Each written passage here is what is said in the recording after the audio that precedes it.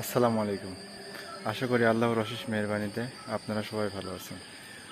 বরাবরের মতো আমি মোহাম্মদ আলামিন। তো ঠিক ঘড়িতে 6টা, সকাল 6টা বাজে।